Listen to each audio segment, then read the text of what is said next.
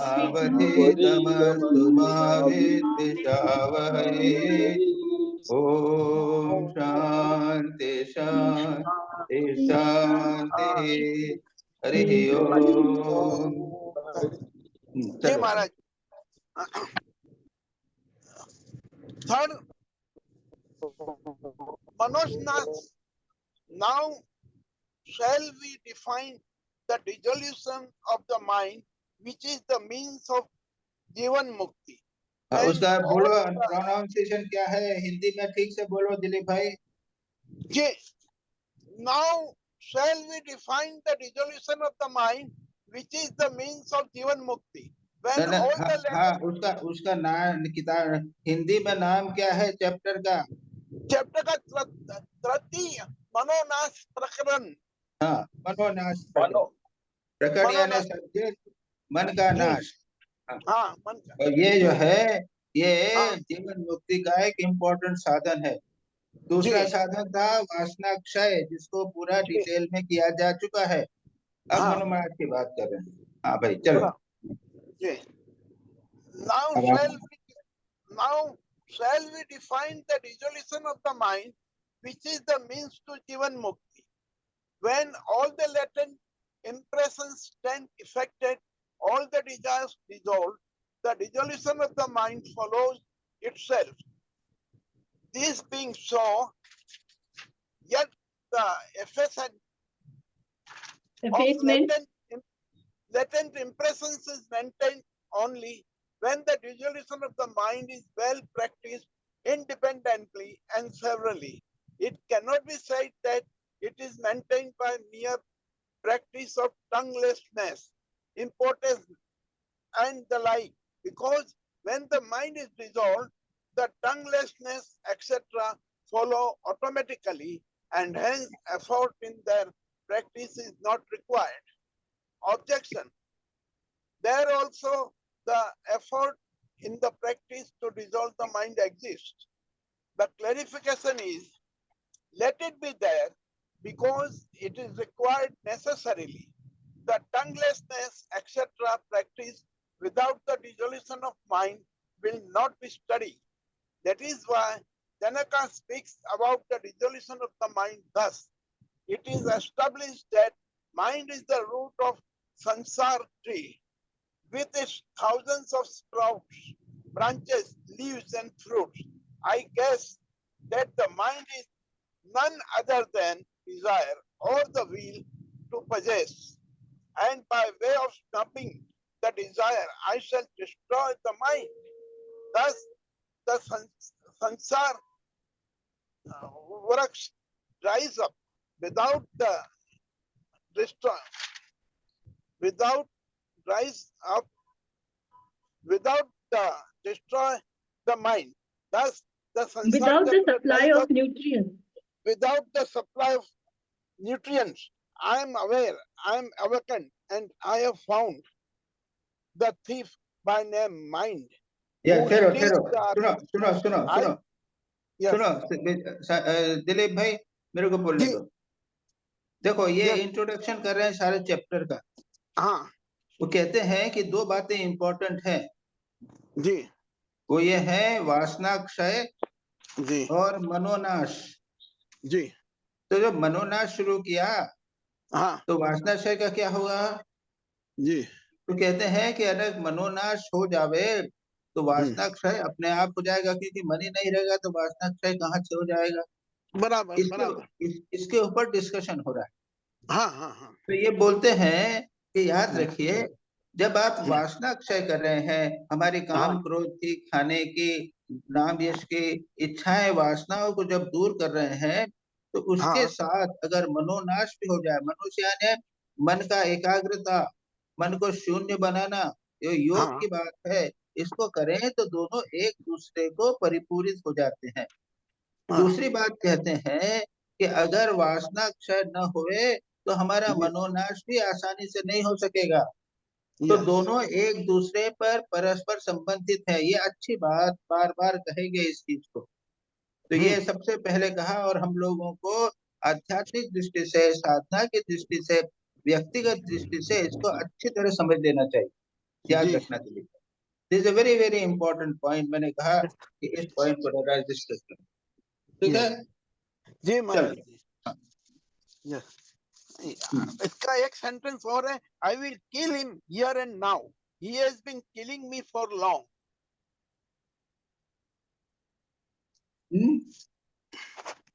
Ji. Now, I will hello. kill him now, but he has been हाँ। tormenting. ये yes. ये एक वो रिप्लाई है, उसमें बोलते हैं कि हाँ। मैं ये प्रबुद्ध है, मैं प्रबुद्ध हो गया हूँ, मैंने जी। इस चोर को, मेरे आत्मा के चोर को देख लिया है, और हाँ। इसको, ये मन ही है, ये मेरा चोर है, इसका मैं नाश करूंगा, यानी हाँ। मनोनाश करूंगा, मन को मैं जी। पूरी तरह से नियंत्रण करूंगा। चलो आगे चलो। जी महाराज जी। जी, अब कौन पढ़ेगा महाराज? चलिए चलिए शुरू करो। चलो। Vashisht also says thus, for the destruction of the samsara tree, which is the bestower of all sorts of troubles, there is but one remedy, and that is the control of one's own mind. Lagu Yoga Vashisht 17.1. The ascendance of the mind is the destruction of the self, and the dissolution of the mind is the great prosperity. Mind of a knower dissolves, for the ignorant it is truly his fetters. The midnight demons, as it were, of the latent impressions, desires, continue to dance in the heart of man until the mind is conquered by concentrating attention on one reality. For the one who has conquered the enemies of the mind, like the senses, and got rid of one's pride, the desire for enjoyment gets weakened like the buds of a lotus during winter. Rubbing hand against hand, gnashing teeth against teeth, and brushing limb against limb, one should conquer one's mind. In this vast world, such noble ones are fortunate who are not conquered by their own minds, and deserve to be counted as the real heroes. I salute that everlasting hero who has risen like the full moon after the eclipse, killing the mind serpent the with the abundant venom of desire that lay coiled in the cavity of one's heart. This mind is truly the hub of the wheel of delusion. It cannot trouble the one who exercises control on it from all sides. Okay. Okay ना? जी। Yes. तो ऐसे यही बात है from other sources. Vashishtha ने जो बात कही है, वशिष्ठ जो योग वशिष्ठ है, उसमें दृष्टांत देकर कहते हैं कि मन का नाश हुआ तो मन का अभ्युदय जो हुआ वो हमारा नाश होगा, और मन का नाश होगा तो हमारा विकास होगा। और इसी प्रकार से बार बार कहते हैं कि अगर वासना को दृढ़ नाश करना हो तो मन को नाश करो। एक तत्व के अभ्यास के द्वारा जब मन जीता जा सकता है, जब कंसंट्रेशन से मन जीत लेते हैं, तो वासनाएं सब नष्ट हो जाती हैं। और तक्षीण चित्त दर्पस्य, यानी वो चित्त रूपी दर्प में जो चित्त रूपी जो वो है चित्त दर्प, चित्त रूपी जो अहंकार है, उसको जब हम जीत लेते हैं तो वासनाएं सब नष्ट हो जाती हैं। और फिर कहते हैं हस्तम हस्ते न संपीड्यते दंते चूर्य चूर्णत, यानी लग के, जैसे कहते हैं ना, हाथ के ऊपर हाथ रख के, दांत को दबा के, दांत को दबा के और अंग को लग के पूरे मन से, अपने पूरी मेहनत से मन को कंट्रोल करने का प्रयत्न करना चाहिए। ये बात बार बार बार बार यही कहते हैं। इसके आगे चले हम, ये कुछ है, यही है मन रूपी सांप को जो है वो आप नाश कर लो तो आपका मन ठीक हो जाएगा, इत्यादि बोलते हैं। चलो तीसरा कौन है? महाराज मैं पढ़। हाँ पढ़ो पढ़ो।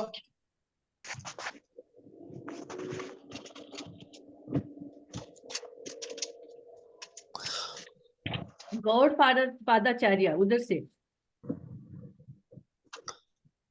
God Padacharya also told thus, for all the yogis, fearlessness, end of misery, enlightenment of the knowledge, and everlasting peace do happen through the content of the mind, control of the mind.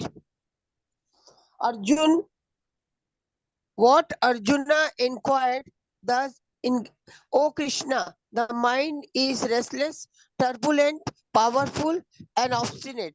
The control of it as hard as the control the gale. I guess Bhagavad Gita 6.34 is the concern of the Hatha Yoga.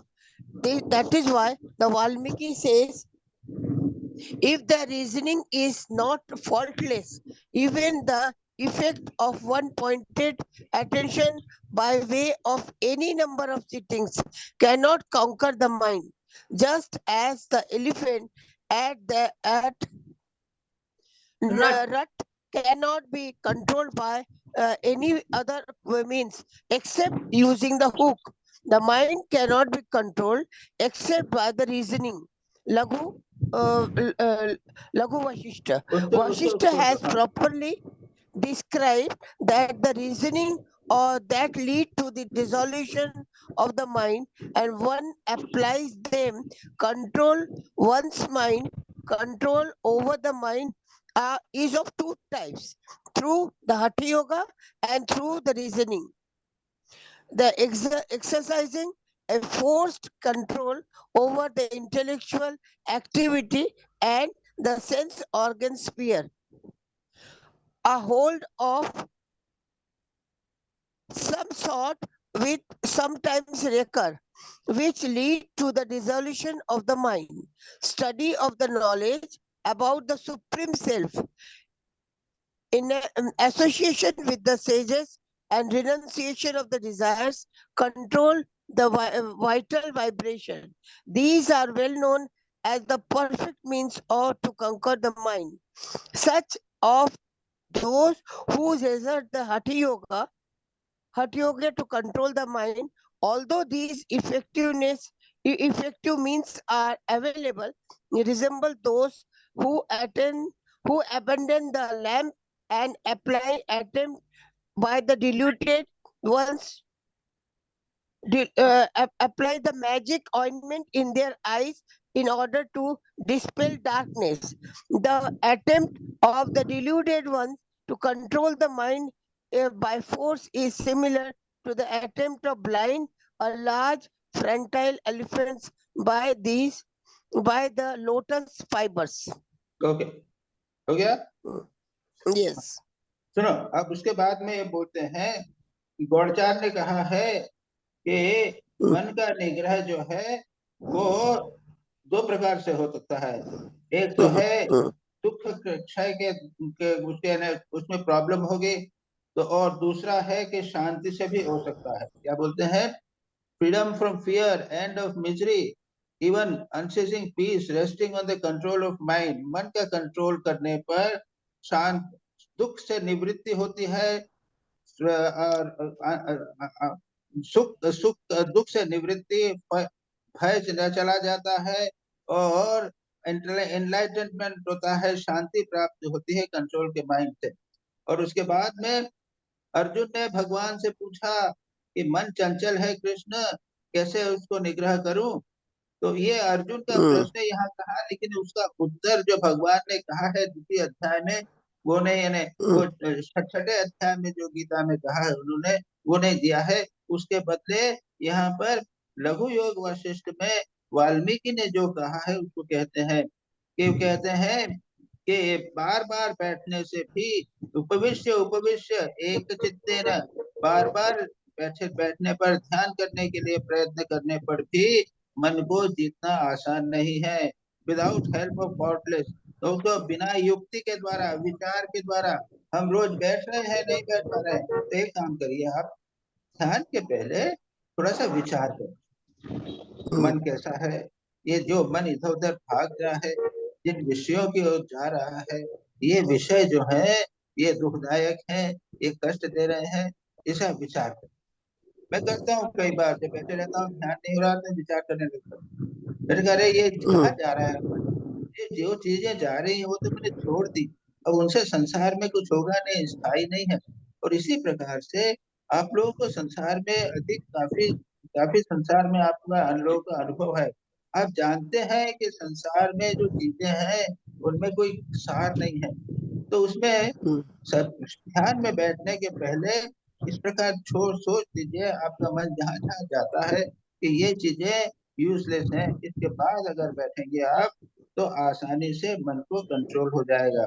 उसके बाद में कहते हैं आगे कि विचार के द्वारा वो मन को कंट्रोल करना ऐसा है मानो एक हाथी को जो एक छोटे से हुक से कंट्रोल करना कठिन है, इस प्रकार कहते हैं। और आगे कहते हैं कि वशिष्ठ ने क्या किया है, बहुत सारे योग की बहुत सारी व्याख्याएं बातें कही हैं, उसको एक बार वश में करने की दो उपाय वशिष्ठ ने बताए हैं। एक तो है हठ योग से, और दूसरा है हठ योग से क्या है, मन को आंख में बंद कर लिया, आंख बंद करके मन को कंट्रोल करो, जिह्वा को कंट्रोल करो। तो इसलिए क्या हो, करते करते करते करते अगर रेगुलरली करो तो अंत में मन उससे विलीन हो जाता है। तो शुरू शुरू में यही कहते हैं भाई आधा घंटा 1 घंटा तुम बैठो ध्यान करने, चुपचाप बैठो, आंख बंद करके बैठ जाओ बस, और मन को देखते रहो। और कंट्रोल करने की बात नहीं, इंद्रियों को कंट्रोल करना भी अपने आप में एकाग्रता का एक बहुत महत्वपूर्ण विद्या है। उसके बाद में क्या है, अध्यात्म विद्या, साधु संग, वासना का त्याग, प्राण का जो प्राणायाम, ये जो है ये निश्चित रूप से अधिक सुपीरियर है, हठ योग से ज्यादा है। अध्यात्म विद्या यानी स्टडी ऑफ स्क्रिप्चर, साधु संग, और फिर वासना का त्याग, प्राण का प्राणायाम, ये जो है वो अच्छी है। और इनके ऐसा करने पर और हठ योग भी थोड़ा करने पर धीरे धीरे बड़ी आसानी से आप अपने मन को कंट्रोल कर सकेंगे। Swamiji, can I interrupt you here? Yes, yes, any question? Yes, Swamiji, here from whatever you have mentioned, there are two dimensions. First is that means we should, suppose before we sit for meditation, we should introspect. Huh? Introspect that, okay, where am I? That is with the eyes open. Write it down and think it out. And the second dimension is that to close the eyes. Is that right? That is Close right. the eyes and just watch the mind. Before beginning It's to do viveka. Before beginning meditation, Yes. sit quietly. Yes. Look at your mind. Open eyes. Listen, and you'll find that mind is going to certain places. Yes. Then you tell your mind, analyze, look, mind, this is not good. Every day you are going constantly, you have got that interest. So that interest by reasoning has to be destroyed. Then it will become easy. Otherwise, throughout the life, you go on doing the same thing and nothing happens. Right. Okay? Right. Maharaji, I have a question. Yeah. Maharaji, I have a question. My question is on vichar. Now, what you explained of doing vichar before meditation, I understand fully. But this vichar has to be maintained throughout the day, even when we are not doing meditation. That is true. That is the second thing.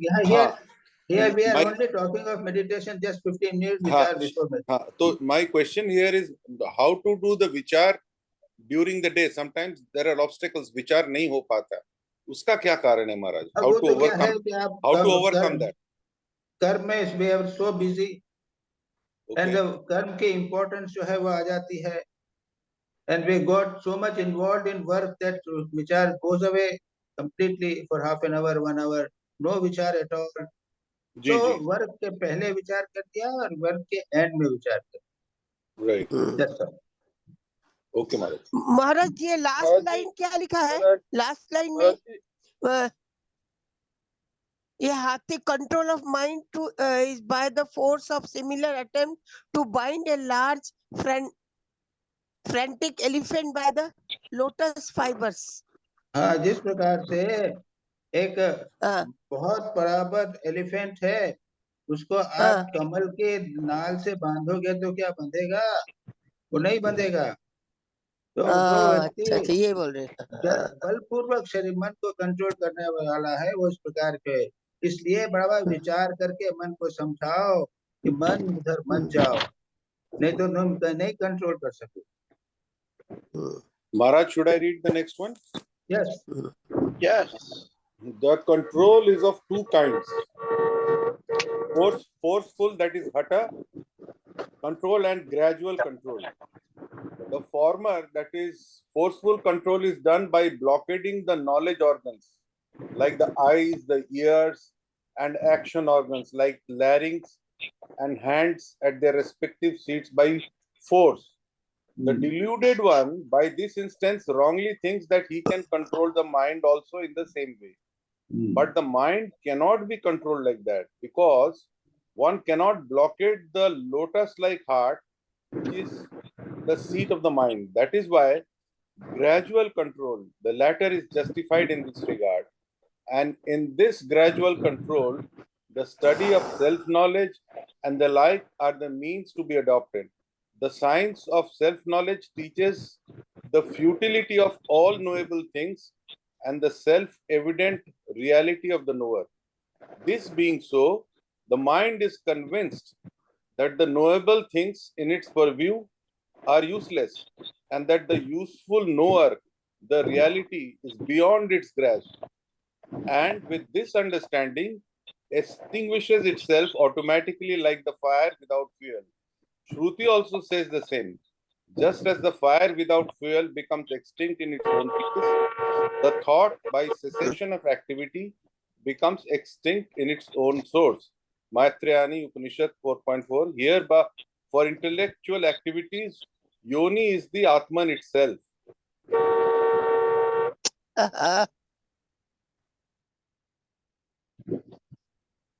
Okay, Dilip भाई को mute कर दो। हो गया। Yeah. हो गया महाराज, ये एक सेक्शन हो गया। ओके ओके ओके, नाउ क्या किया है, ये क्या है, निग्रह दो प्रकार का है।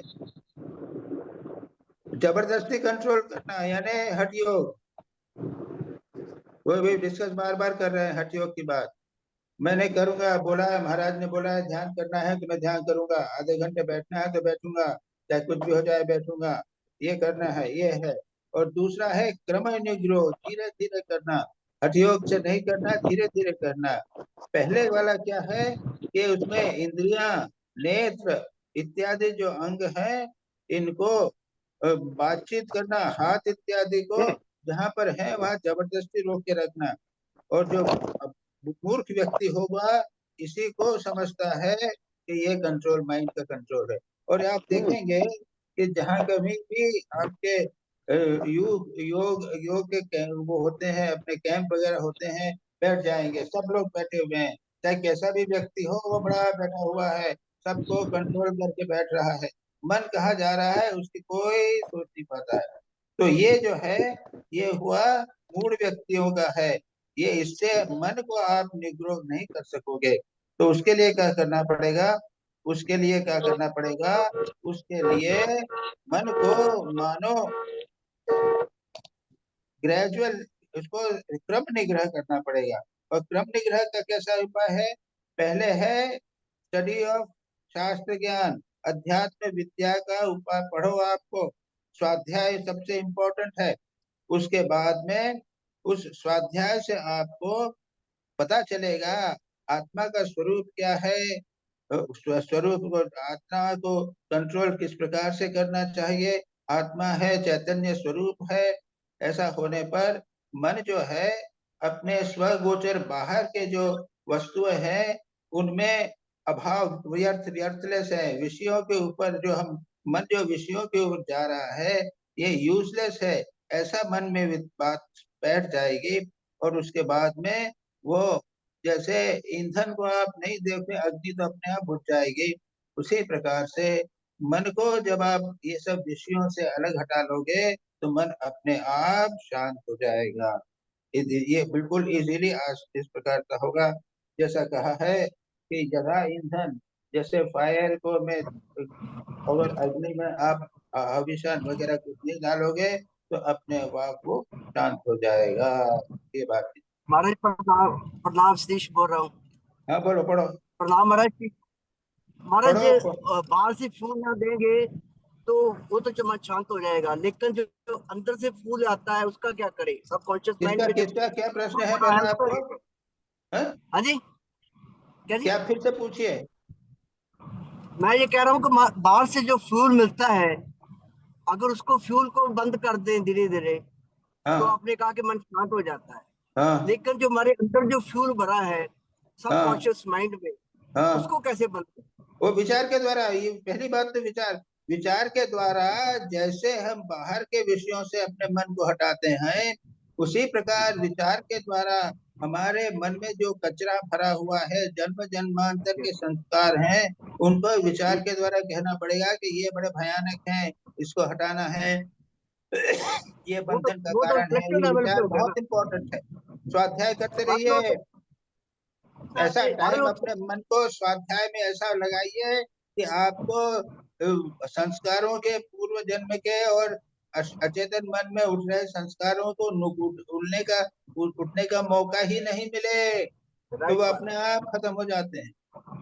ये वेरी इंपॉर्टेंट टेक्निक। अच्छा किया आपने ये प्रश्न किया। जी जी जी महाराज। स्वामी पर जी, फिलहाल तो लगता है जी कि इंटेलेक्चुअल लेवल महाराज पर जी, ये हो रहा है, विचार के लेवल पर हो रहा है, भीतर नहीं जा रहा। नहीं, विचार करिए ना। विचार के तरह करते पहले एक बार खत्म हो जाएगा, उसके बाद चित्त के समय में आपको आसान हो जाएगा। स्वामी ठीक जी, ठीक हाँ महाराज जी, मैं एक प्रश्न पूछूं महाराज जी? पूछिए, हेलो एक एक महाराज करके। जी, हाँ मैं पूछूं? कोई, हाँ पूछिए पूछिए, देवाशीष पूछो। हाँ महाराज जी, कांस्टेंट रिकलेक्टेडनेस ऑफ गॉड का चलते भी तो मन शांत होता है। अभी अभी यहाँ तो ये पॉइंट रिकलेक्टेडनेस ऑफ गॉड का पॉइंट यहाँ उठाया नहीं गया है। अच्छा, माने अच्छा मन प्रश्न है शांत आपका, होने। आंसर अच्छा है। अगर अगर भगवान में आप लगा सके, चलते फिरते उठते बैठते काम करते हुए, तो मन हाँ, को एकाग्र करना, उसमें कट करना आसान हो जाएगा। That is true. Thank you, यहाँ पर उस थैंक यू, विषय को उठाया नहीं गया। Thank you Maharaj ji, thank you. Swami ji, yes. Swami ji, then he is conclusively saying what you've been saying, that Zoom meetings are all nonsense, it's a waste of the time. He's proved you wrong. This क्या very बोला, statement. समझ में नहीं आया। आप हमेशा हमको tease करते हैं ना कि जूम मीटिंग सब ऐसे ही मजाक के लिए टाइम वेस्ट करते हैं हम, ये कुछ साधना नहीं है। That in fact that proves you wrong, that the main Sadhana is Vivek and study. Yes yes, स्वाध्याय स्वाध्याय और विवेक वैराग्य जो है, ये हमेशा बने रहना चाहिए। संसार में यस रहें तो भी ये हमेशा बने रहना यस। चाहिए। अच्छा चलिए। तो महाराज जी एक सवाल है, यहाँ पे लोटस का रेफरेंस क्यों दिया गया है? लोटस, हाँ? लोटस का रेफरेंस दिया गया है। It should be like a ये लोटस लोटस फ्लावर। ने हृदय हृदय हृदय रूपी कमल में मन को रखते हैं, ये बताएंगे। अच्छा जी जी, हाँ, राइट। वो महाराज, शास्त्र में वो होगा, उसको उन्हें यहाँ पे बताएंगे। हाँ जी। अच्छा महाराज, so इधर पे जो दो देयर आर टू वेज, हठ yoga and that gradual control. इसमें ग्रेजुअल कंट्रोल तो बाद में विस्तार में बताया। हठ योग में बोला है बलपूर्वक करने से वो ठीक नहीं होता, वो मूड व्यक्ति का होता है। लेकिन जैसे जिसका निष्ठा हो, विश्वास हो, और गुरु ने उसको बोल दिया कि डेली ये करना चाहिए, वो करना चाहिए, और वो करते रहते हैं, उसमें भी तो उसका मन शांत होता है। जी ऐसा है कि यहाँ पे उस विषय को नहीं लिया जा रहा है। अच्छा, जैसा भी हो, गुरु ने कहा है, अभी तो ये अचेतन मन में सब कचरा भरा हुआ है, वो आएगा। लेकिन गुरु ने कहा है ऐसा करो, तो ऐसा किए चले जाइए। वो बिल्कुल आपने ठीक बात कही है, उससे भी मन एकाग्र होगा डेफिनेटली। यहाँ पर उस विषय को नहीं लिया। क्योंकि हमारा तो महाराज मतलब जो स्थिति ऐसे ही है कि कुछ इंस्ट्रक्शन तो फॉलो फिर भी करने की कोशिश करते हैं, कर भी सकते हैं। विचार में कैसे भी कितना भी विचार करे, ये जो uselessness of all the knowable things, ये मन में दृढ़ रूप से आता ही नहीं है। लगता है कि नहीं, इलेक्शन में क्या हो रहा है ये भी पता होना चाहिए, और चंद्रायन में क्या हो रहा है ये भी पता होना चाहिए। अरे ये सब फालतू बातें हैं, बिल्कुल साफ, बिल्कुल संसार में अधिकांश बातें 90% बातें फालतू की बातें हैं। ये संसार को हमने सत्य मान लिया है तो चंद्रायन और उत्तरायण ये सब इम्पोर्टेंट हो गए हैं, क्योंकि हम संसार को सत्य मान रहे हैं। लेकिन हमारे लक्ष्य से ये नहीं सोचते हैं कि ये चीजें हमें हमारे लक्ष्य से ले जाएगी अलग। ये तो संसार के समृद्धि के लिए है। ये विचार करके उसमें बना रखना अत्यंत कठिन है, अत्यंत कठिन है। बाप रे महाराज जी, इसीलिए प्रीवियस श्लोक में कहा है एसोसिएशन विद द सेंट्स, वो कुछ हद तक इसको दूर कर सकता है ना, बिकॉज देन वो फालतू की चीजें नहीं आएंगी। जितने आप ये बार स्वाध्याय बार करेंगे, कहते हैं, अध्यात्म विद्या अधिगम साधु संग वासना साधु परित्याग संग, प्राण साधु संग निरोध। से बहुत कुछ ये दूर हो अध्यात्म जाता है। साधु संग तो बहुत इम्पोर्टेंट, बहुत। यस महाराज जी। अच्छा Swamiji, one Maharaj, question here. Swamiji, one question here. What is better if suppose the mind is really disturbed? What is better? Is it better to forcibly sit for japa or to go for sadhu sang, or to listen to the talk? sadhu sang is not so easy. If you can go, is very good. That's what I. Then we can get sadhu sang. Fine. It's not so easy to get.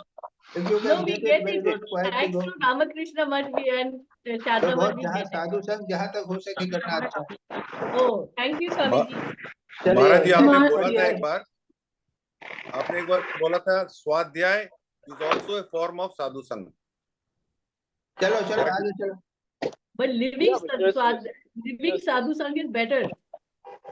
लेकिन आगे Maharaj- चलिए, आगे चलिए। महाराज एक चाबी Now महाराज reading, एक who is question read?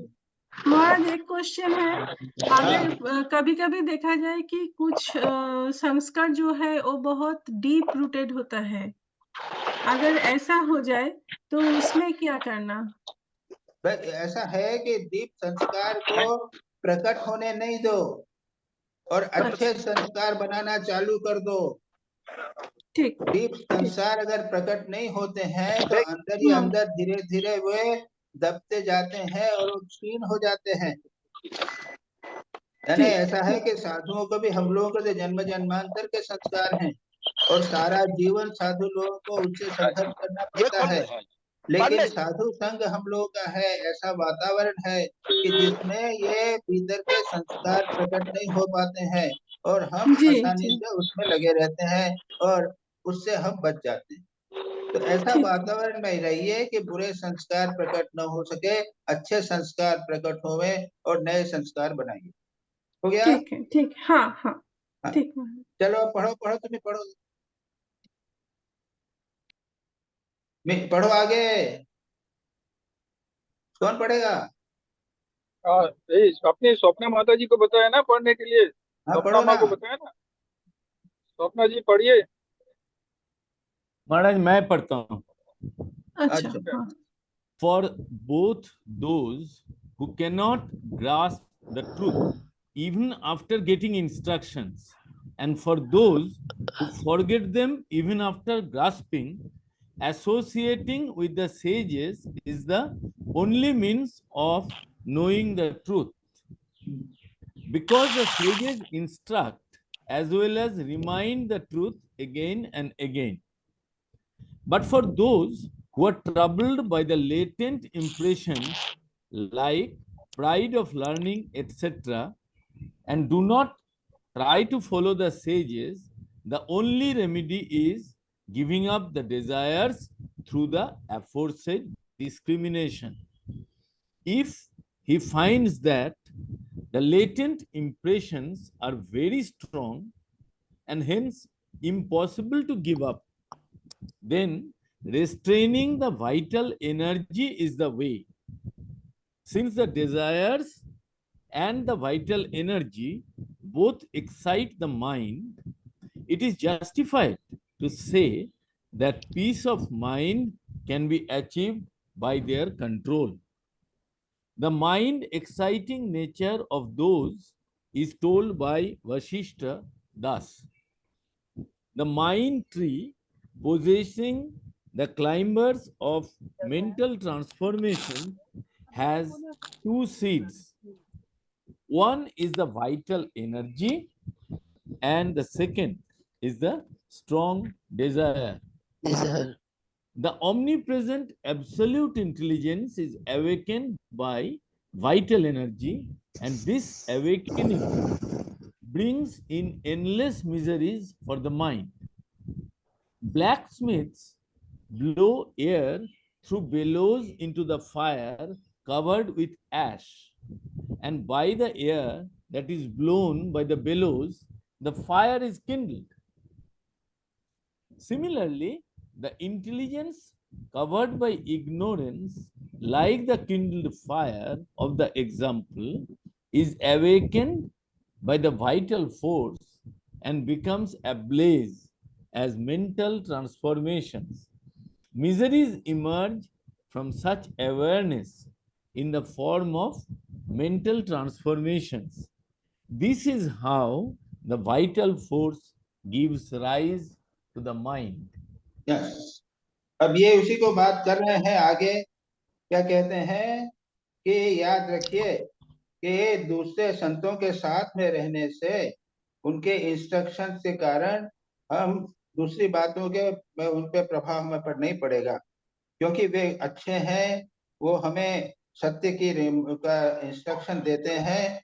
लेकिन जो अपवित्र विचारों के द्वारा और मद विद्या मद इत्यादि रहता है, उससे लोगों के संतों का संग नहीं करते हैं, उसका उसका जो है वो उनकी अवस्था खराब हो जाती है। और इसलिए लोगों के लिए प्राण निरोध ही उनके एक उपाय है। यहाँ पे दो बातें हैं, जो साधु संग नहीं कर पाएंगे तो भाई प्राण निरोध करो, एक्स्ट्रा सॉन्ग डिजायर्स होंगी, उसको डिस्ट्रेट करने के लिए प्राण निरोध की बात यहाँ कही गई। लेकिन ऐसा है कि हम लोगों की परंपरा में ये प्राण निरोध को महत्व नहीं दिया गया है, और इसके संबंध में मैं भी आप लोगों को कुछ नहीं करूंगा, क्योंकि ये प्राण जो है वो मन को भी उत्तेजित करता है, इंद्रियों को उत्तेजित करता है, और इसलिए उनका प्राण का कंट्रोल इम्पोर्टेंट है। तो थोड़ा सा हमारे मेडिटेशन टेक्निक यतीश्वरन जी तो बोलते थे, तो कहते थे कि सीधे बैठकर प्रार्थना कर लो, भगवान को नाम कर लो, प्रणाम कर लो, गुरु को प्रणाम कर लो, इष्ट को प्रणाम कर लो, और उसके बाद तो थोड़ा सा कहते थे प्राणायाम कर लो। प्राणायाम ने एक नाक से सांस को अंदर ले पूरा, दूसरे नाक से उसी मात्रा में बाहर निकालो, फिर एक नाक से उसको पूरा ले और दूसरे हाथ से निकालो, ऐसा 4 बार कम से कम कर लो। तो ये हमारे इंस्ट्रक्शन यदि हमारे रामकृष्ण मिशन में भले ही इतना महत्व नहीं हो, लेकिन यतीश्वरानंद जी जैसे उच्च आध्यात्मिक संत के द्वारा भी उन्होंने कहा था कि थोड़ा सा प्राणायाम यहाँ पर करना चाहिए। अच्छा, control of vital forces means pranayama. Pranayam. Pranayama pranayama And Swami Vivekananda said 7 प्राणायाम है। Swami तो ji, वो कहते हैं कि चित्त वृक्ष के जो है एक प्राण स्तंभ है और दूसरी वासना है। दृढ़ वासना को नाश भी करना है, थोड़ा सा प्राण को संवित करना है। और उसके बाद में कहते हैं कि ये जो आत्मा परमात्मा जो है सर्वत्र विद्यमान है, और इसलिए वो वाइटल एनर्जी का कंट्रोल करने से वो उत्तेजित वो उत्पन्न हो जाएगी, और अन्यथा दिस अवेकनिंग ब्रिंग्स इन, यानी वो absolute intelligence becomes as it were awaken to vital energy, and this awakening brings in endless miseries. यानी प्राण अगर उस तरफ चला गया तो हमें स्वामी प्रॉब्लम समस्या हो जाएगी।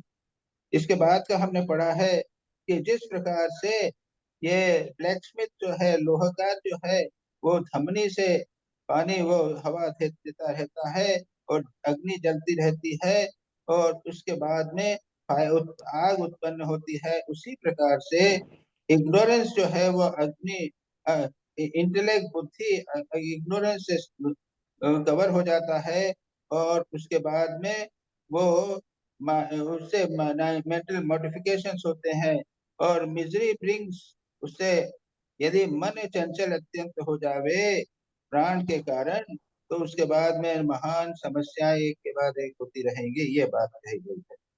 आगे चलिए। Swami ji, Swami ji, महाराज यहाँ पर बेलोस, महाराज Yes. यहाँ पर बेलोस का जो प्राणायाम के साथ किस प्रकार से उपमा दे रहे हैं वो बताइए। बेलोस को प्राणायाम किया। हाँ, तो जैसे हमने- प्राणायाम हमने- मतलब इस यहाँ पर कैसे यूज कर रहे हैं वो बताइए। यानी सांस यदि तेजी से चलेगा, लंबा लंबा सांस ज्यादा होगा तो हमारा मन जो है हाँ। वो ज्यादा चंचल हो जाएगा, मन की अग्नि जो विचलित है हो वो जाएगा। अधिक बढ़ हाँ, जाएगी। वही बोल। Okay okay.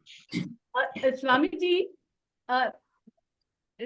Swami ji, that pranayam would even activate or awaken all the senses, give it more power. So the No. The point is that pranayam will rightly controlled pranayam Okay. is the control of pranayam, pran.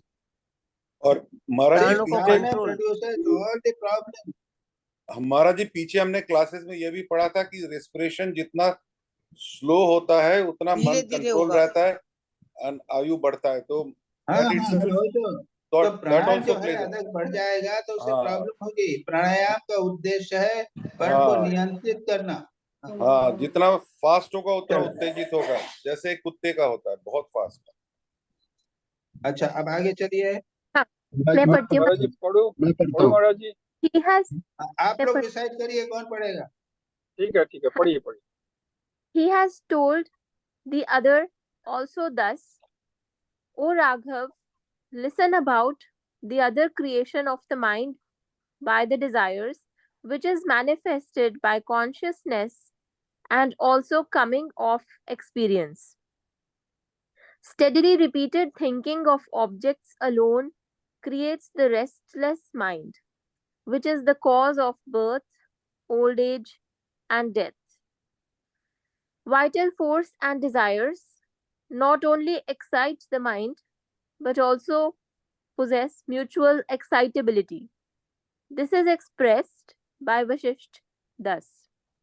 The vital force and desires are interdependent and owe their existence to each other. And this brings in the law of seed and the sprout series for the mind tree. Hence, destruction of the one destroys the other.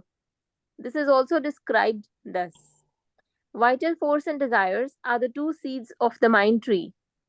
By the destruction of either, both are destroyed at once. Yeah. हाँ जी. Same thing has been repeated. Actually खास बात नहीं है यहाँ पे। वह चित्त के है ना दो प्रकार की हैं। एक बार ये मन से जो है about other creation of the mind, desire which manifest क्या देखो स्टडी है दृढ़ वासना से object this steadily repeated thought of objects. एक तो है कि एक विषयों का आप निरंतर चिंतन करते रहोगे तो मन चंचल हो जाएगा और जन्म मृत्यु जरा व्याधि इत्यादि में लगा रहेगा। और लेकिन प्राण वासना से प्रेरित होकर भी यही बात होगी। वासना से या फिर प्राण से, इन दोनों के द्वारा वासना उत्पन्न होती है। वासना के वश में वासना और इससे चित्त का वृक्ष जो है उसका अंकुर है। यानी प्राणायाम प्राण अगर रेस्टलेस होए और वासना होए तो याद रखिए चित्त रूपी अंकुर जो है वो वृक्ष बड़ा योग वृक्ष बन जाएगा। और इसलिए कहते हैं चित्त के वृक्ष के दो बीज हैं, एक है प्राण स्पंदन और दूसरा है वासना। एकस्मिन एक के क्षय होने पर दूसरा भी क्षय हो जाता है। ये हो गया। इसके आगे क्या है क्या नहीं? मैं पढ़ता हूँ महाराज। The way in which they could be destroyed and the result of their destruction is told. Thus, the vital force comes under the control by the steady practice of breath control, sitting in the correct posture, control of food and other means as advised by the teacher, leading a simple life with non-attachment, giving up worldly thoughts and being aware of the mortality of the body will make the desires dormant.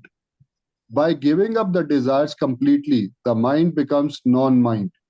In the same way, the mind becoming non-mind is also achieved by controlling vital force. vital force. This being so, do as thus wish. O Raghava, I guess that which creates an imagination of sense object within oneself as real, and the feeling of the liking developed on it, only this much is the form of the mind. Giving up everything when one remains thoughtless of things acceptable or desirable, detestable, then mind does not originate at all. Owing to desirelessness, with the mind thus not think of the sense objects, the state of mindlessness arises, which leads to supreme peace. Without mindlessness, there will not be any peace. Being told thus, one who is possessed of the ghost of such a mind cannot be saved by friends, relatives, teachers, or anyone else. Okay. अब same चीज सच पूछा जाए तो वही बात जो है उसको बार बार अलग अलग प्रकार से कह रहे हैं। वो कहते हैं कि सामान्य जीवन अनासक्त होकर करने से, विचारों को छोड़ने से अगर आप जीवन रहेगा तो ऐसा अगर है, living in ordinary life with non attachment, अनासक्त सामान्य जीवन रहते थे, वर्ldly संसारी विचारों को त्याग करने से अगर आप रहेंगे तो वासनाएं आपके जीवन को कष्ट नहीं करेंगे। वासना का त्याग, उससे संपरित्याग से और प्राण के निरोध से चित्त जो है वो अचित्त हो जाता है। इसलिए सदा करो, बार बार वासना का त्याग और प्राण निरोध की बात रिपीटेडली करते हैं। इसमें कोई खास बात नहीं है। इन माय ओपिनियन कहते हैं कि मन क्या है, मन क्या है, the thought of an object within as real and with liking. किसी मन में जो विचार है उसको वस्तु है, उसको सत्य मानना और उसको प्रेम करना, यही मानो मन का रूप है। जब है one remains giving up everything without any thought of thing acceptable or unacceptable, the mind does not come to me. यदि जब तुम्हारा मन में कोई हेय और उपादेय विचार न होवे, ये मेरे लाइक का है, ये मेरे लाइकिंग नहीं हुए और ऐसा नहीं होवे, तब याद रखो उस मन जब शब्दों को छोड़ देता है तो वो निर्मन हो जाता है। ये इस प्रकार तदा चित्तम न जायते, वहाँ चित्त पैदा नहीं होता है। इसलिए when the mind owing to desirelessness does not function, यदि मन में इच्छाएं नहीं होए तो मन शांत हो जाएगा, उस काम नहीं करेगा। अवासनत्वम सततम मनुते अमनस्ता, वो मन का भाव नहीं रहता, माइंडलेसनेस हो जाता है। जब मन के अंदर इच्छाएं नहीं होती तो हमें करना है यथासंभव इच्छाओं को त्याग करने का प्रयत्न करना है। और कहते हैं चित्त वृक्ष के दो मित्र हैं, और चित्त वृक्ष चक्त यस्त वृक्ष धराक्रांतम निमित्रानि न बांधवे परित्राण गुरुण। There cannot be peace in the absence of mindlessness. मन जब तक शांत नहीं होता है तब तक, मन में माइंडलेस नहीं हो सकता तब तक नहीं होगा। उसको बताया जाए, वो जो कोई व्यक्ति मित्र से, बंधु, टीचर इत्यादि कोई भी उस व्यक्ति को नहीं बचा सकते जो cannot be saved, जो जिसके अंदर चंचलता बनी हुई है। चित्त यक्ष दृढ़ांक्रांत, मतलब यह है कि cannot have peace in the absence of mindlessness. मन को शांत किए बिना शत्रु मित्र कोई भी तुम्हारी मदद नहीं कर सकता। इतने गुरु तो आ गए, हमारे रिलीफ करते थे, हमारी यूथ ये जूम मीटिंग्स इत्यादि होती है, लेकिन अगर मन आपका मित्र नहीं होगा तो कुछ भी मदद नहीं कर सकेगा। यहाँ तक हो गया, आगे पढ़ो। है पढ़े कि नहीं? One more question, Swamiji. Yes. That they also say in the process of Manonaj that sadhu sang is very good. Now, the thing is that can create a vasana also, a good vasana, that you just are so attached and drawn to sadhus. Is that also not a problem in Manonachara? Later on, yes, later on you will have to go above it. Okay. But at present जो है आपकी हालत है संसार से, उससे तो थोड़ा सा निकलोगे. Yes, yes. चलिए आगे है ये.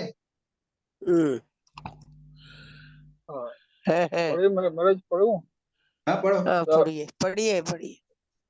The aforesaid practice of correct posture and food control, the definition, the means and the effect is described by Patanjali in 3 aphorisms. Posture is that which is steady and pleasant. Yoga Sutra 2.46. By lessening the natural tendency for restlessness and by meditating on the unlimited, that is, posture becomes steady and pleasant. That is 2.47.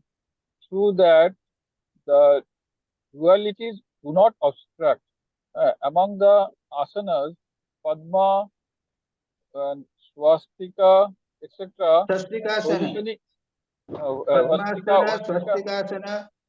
etc., positioning of the asana suits best, in which no part of one's body either shakes or aches, and in which one can stay firm and pleasant. Decreasing the natural tendency is the worldly wise strategy adopted to achieve this firmness of posture. One should lessen one's zeal for moving around, domestic work, going to places of pilgrimage, bathing in sacred waters, oblation, and the like. Otherwise, such zeal will force him to rise from the posture and send him elsewhere. The spiritual way of attaining the same is to identify oneself with the serpent god Ananta, who, although supporting the world on his 1,000 hooves, remains perfectly still. And as I am such meditation or concentration of mind on Ananta, the infinite, brings about an unseen merit which in turn fixes the posture firm and steady. The posture नहीं हो रहा है, clear करो, mic को clear attend करो, it's not very clear. The posture, is it clear now? The posture being accomplished, is it clear, Maharaji? The posture being accomplished, is it clear? The posture being accomplished, one is not troubled by dualities such as cold and heat, pleasure and pain, honor and dishonor, etc. Regarding the place suited for such posture, the Shruti says thus, in a lonely place, pure in body and mind, positioned in a posture that is pleasant with body, neck and head erect, and Kaivalya Upanishad. Let one assign one's mind on the Supreme Spirit sitting in a place like a cave that is level and devoid of ups and downs, pure, free from pebbles, gravel, fire, dust, noise, water, human dwelling, etc. Pleasing to one's heart, non-offensive to the eye, and protected from high winds. This is the asana yoga. ठीक. जी महाराज. Is that okay or I continuing? No. Okay. यहाँ तक हुआ ना, ठीक है. अब यहाँ पे क्या कहते हैं, ये आसन, असना, खाना और आसन की बात यहाँ पर सब चल कर रहे हैं. पूरे बात की ना कि भाई योग करना है तो थोड़ा सा आसन के संबंध में स्थिर सुखम आसन होना चाहिए, स्थिर होना चाहिए और सुखपूर्वक, बिना हिले डुले तो बैठे हैं लेकिन पैर में दर्द हो रहा है, ऐसा नहीं। स्थिर और सुखपूर्ण हो, यानी उसमें कष्ट न हो बैठे हुए में, स्थिर सुखम आसन। तो कैसे होगा ये? प्रयत्न यानी क्या? बैठ जाओ और रिलैक्स करो, relax your body and mind again and again, इसको कहते हैं प्रयत्न शैथिल्य। और दूसरा अनंत समापत्ति, यानी अनंत भगवान जो है वो सर्वव्यापी है ना, परमात्मा अनंत भगवान बोलते हैं ना, सर्वत्र है। तो अपने मन से अनंत का चिंतन करो, तो आपका आसन जो है वो स्थिर हो जाएगा।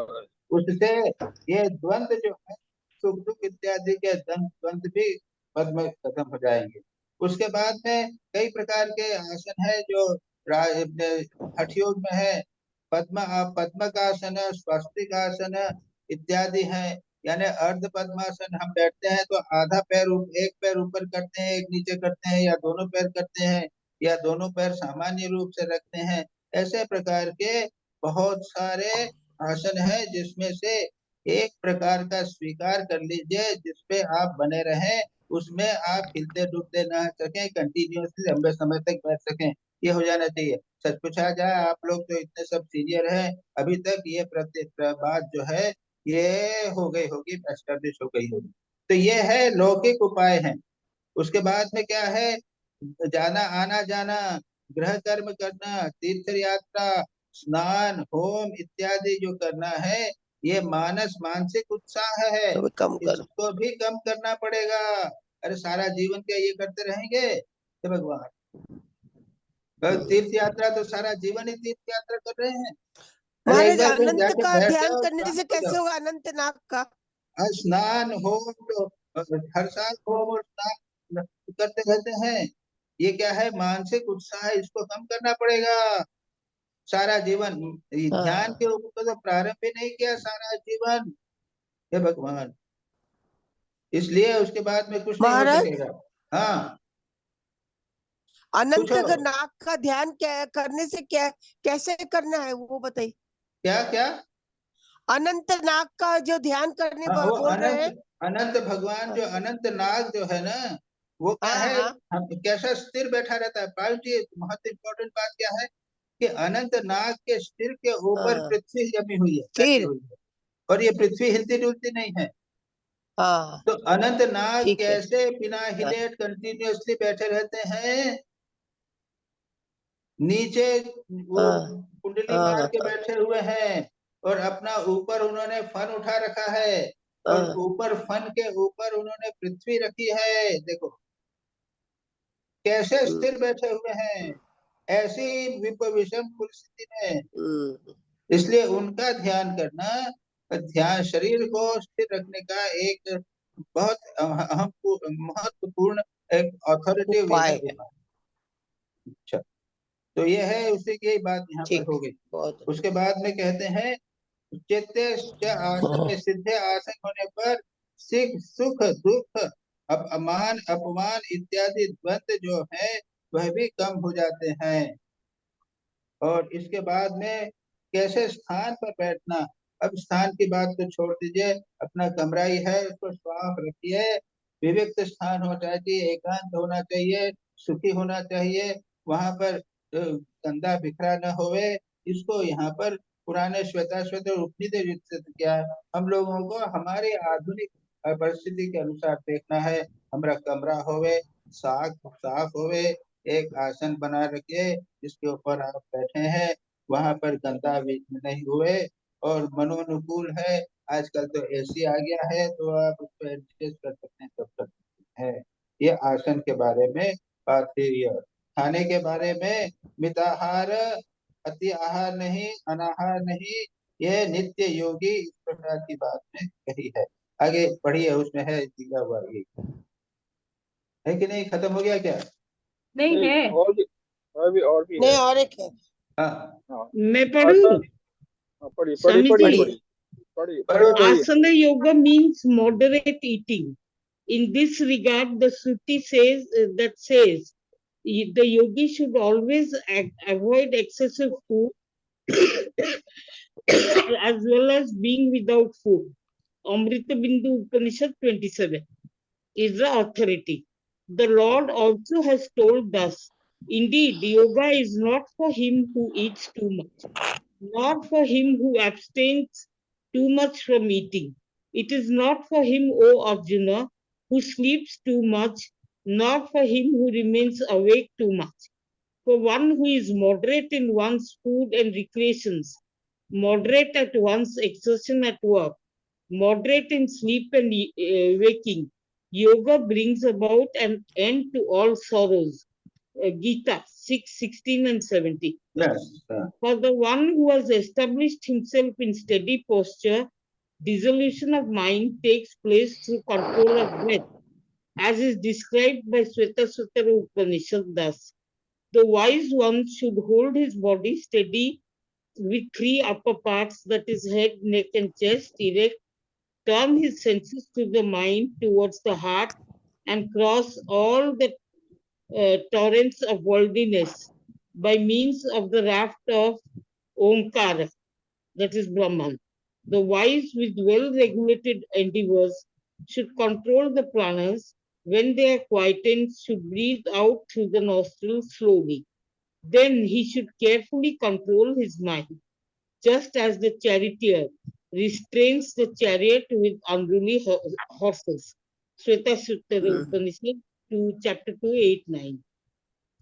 ओके, तो यहाँ पे जो कहा है, ये आसन के बारे में कैसे हस्तित बैठ सकते हैं। तो पहले क्या है, अति आहार अनाहार, बहुत कम नहीं खाना और बहुत ज्यादा नहीं खाना, योगी इसको त्याग करते हुए, अमृत उपनिषद से कहा। फिर भगवान गीता में यही बातें हैं, नात्यश्नस्तु योगोस्ति न चाहेगा, बहुत कम खाने वाले या बहुत ज्यादा खाने में, और जो बहुत सोता है, जो कम सोता है, उसका योग नहीं होता। युक्त आहार विहार, और सही है, सब कर्म करने में युक्त होना चाहिए, मॉडरेट होना चाहिए, चलने फिरने में मॉडरेट, खाने पीने में, सोने में मॉडरेशन, ये बात तो गीता में प्रसिद्ध है, छठे अध्याय में कही गई है। और उसके बाद में श्वेताश्वरी उठने में बैठने के बाद कैसे बैठना है, तो तीनों गर्दन, सिर और पीठ एक लाइन में होगा, और मन में हृदय में अपने मन को लगा लो, मन को एकाग्र करो अपने हृदय में, वहां अपने इष्ट का चिंतन करिए। और उसके बाद में ब्रह्मोडुपुटेन प्रकृतेन विद्वान, उसके बाद में वो ब्रह्म रूपी जो नौका है, मानो ऐसा करने पर आप ब्रह्म रूपी नौका में बैठ जाएंगे और आप उसको पार हो जाएंगे। प्राण को कंट्रोल करो, और क्षीणे प्राणे, प्राण को धीरे धीरे कम करते हुए एकदम कम कर दो। और उस प्रकार जब क्या होगा कि जिस प्रकार से दुष्ट, यदि एक विद्वान व्यक्ति, एक अगर एक चलाने वाला है, वो अच्छा घोड़ों को प्रबल रूप से कंट्रोल करेगा, तो वो क्षीण हो जाते, कंट्रोल हो जाते हैं। इसलिए प्राण को सावधानी से कंट्रोल करे, धीरे धीरे कर्म करने से वो कंट्रोल हो जाएगा। उसके बाद में कहते हैं, योगी जो है वो दो प्रकार के होते हैं, एक तो रहता है विद्यामय वाला है, आसुर संपत्ति रहित है, और दूसरा है आसुर संपत्ति युक्त। तो दोनों में ब्रह्म तयो आद्यस्य, जो विद्या मद इत्यादि में है, उसमें योगी है, उसमें क्या डेमोटिकल एम्प्लॉयमेंट, जो जिनमें जो फर्स्ट है वो प्राण, उसका कंट्रोल हो जाता है, और उस कंट्रोल माइंड के द्वारा वो ध्यान करता है, और इसी बात को कहा है। दूसरा व्यक्ति जो है वो दूसरा योगी है, वो प्राण के द्वारा मन को कंट्रोल करता है। ये कोई खास बात नहीं है, being becomes controlled etc. और उसके बाद में प्राणायाम की बात कर रहे हैं, है क्या कि खत्म हो गया? और है क्या? बता दो, पढ़ो कौन कर लो, एक पढ़ो। हाँ, कौन पढ़ोगे? एक जना जिसने नहीं पढ़ा। हाँ, रितु पढ़ी। हाँ, रितु पढ़ो। शिवानी मैडम ही नहीं पढ़ा, शिवानी मैडम। हाँ, शिवानी जी नहीं पढ़ी। हाँ, पढ़ो महाराज। हाँ, पढ़ो, खत्म है, लास्ट पढ़ो। हाँ, प्रणाम महाराज।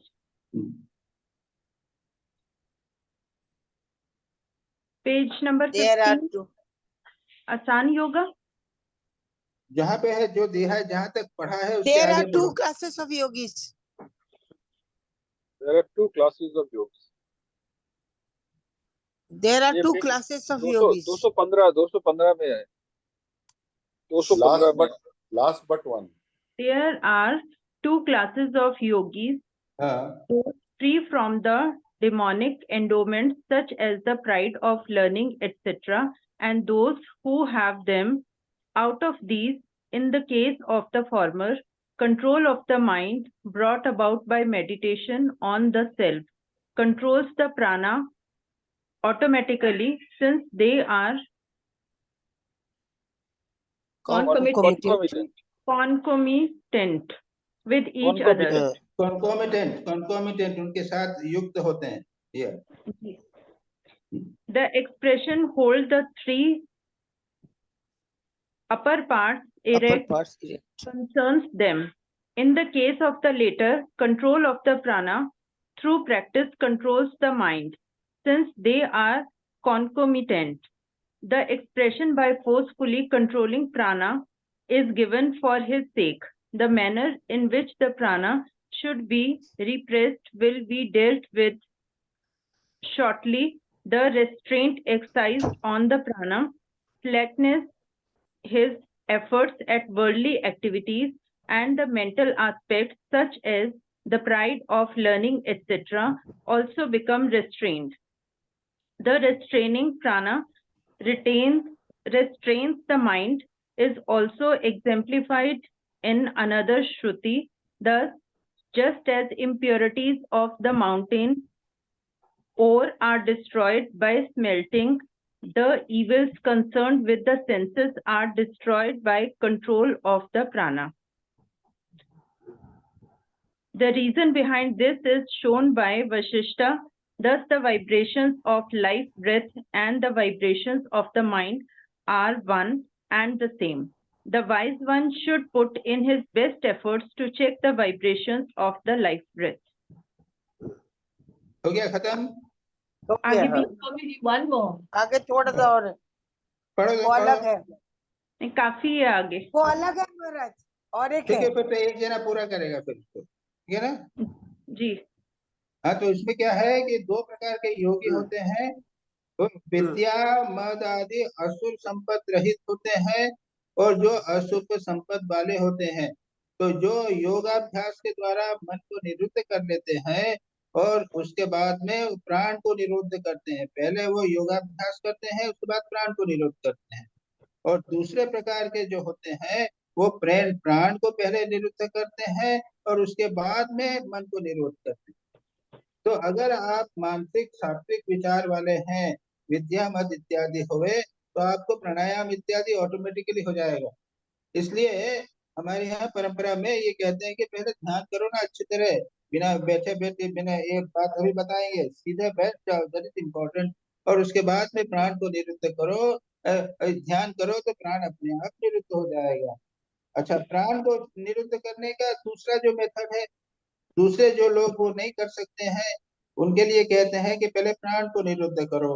तो प्राण को करने के लिए उससे प्राण को निरुद्ध करने पर मन निरुद्ध होगा और विद्यामय इत्यादि निरुद्ध हो जाएगा. उसको कहते हैं, जैसे पर्वत धातु को धयंते, उसको करने से जैसे मल निकल जाता है, उसके बाद में प्राण निग्रह के कारण इंद्रियों का दोष निकल जाते हैं इत्यादि किया है. ज्यादा उसमें किया नहीं है. हम लोग प्राण को इतना महत्व नहीं देते, इसमें रैपिडली करते हैं. और उसकी कहते हैं ऐसा क्यों? वशिष्ठ ने कहा था. वशिष्ठ यहाँ से काफी किया क्योंकि उन्होंने वशिष्ठ ने प्राणायाम के बारे में काफी कहा है. The activities of life breath and the functions of mind are identical. मन का निरोध और प्राण का निरोध दोनों एक साथ चलते हैं.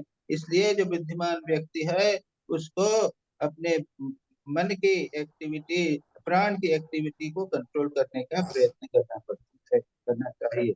आगे चलो. मनोवाक चक्षु इंद्रिया देवता स्व स्व व्यापारम निरंतरम करिष्यामः इति व्रतम कृत्वा समरूपेण मृत्युना ग्रस्ताः. पढ़ो तो. Shall I continue? नहीं पढ़ी महाराज.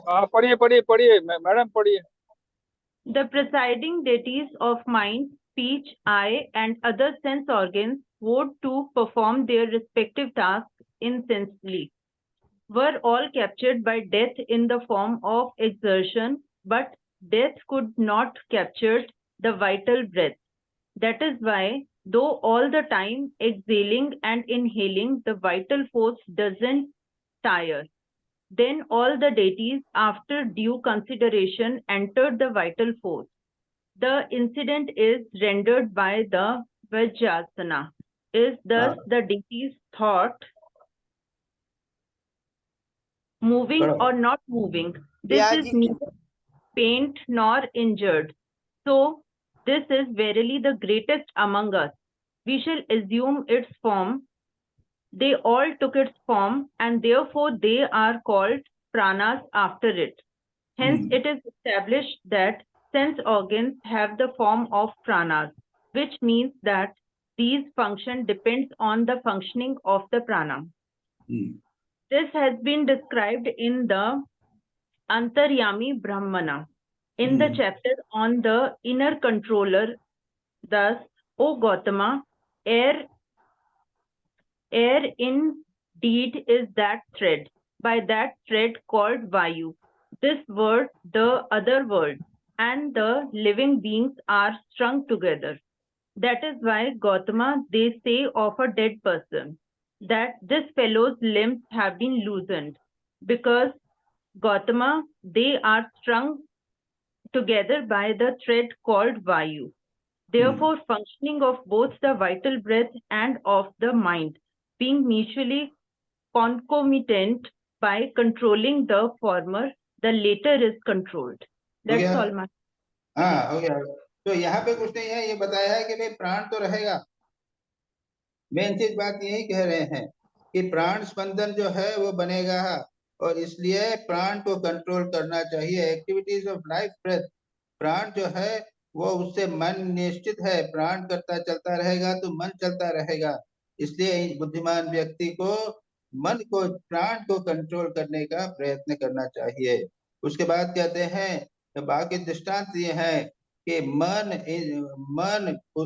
वाणी, आंख इत्यादि के जितने भी ये देवता हैं, उन लोगों ने प्रयत्न किया, वो प्रयत्न करे, वो बार बार क्या हो जाता था कि वो थक जाते थे। क्यों? उसके बाद सब मृत्यु के सब थक जाते थे। हमारा मन थक जाता है, इंद्रियां थक जाती हैं, बुद्धि थक जाती है, आंख थक जाती है, लेकिन प्राण नहीं थकता।